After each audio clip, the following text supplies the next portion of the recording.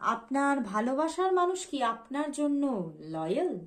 তিনি কি আপনার জন্য লয়াল পারসন? আপনার ভালোবাসার মানুষ কি আপনার জন্য লয়াল পারসন? আপনার জন্য কি তিনি সম্পূর্ণভাবে লয়াল? লয়াল।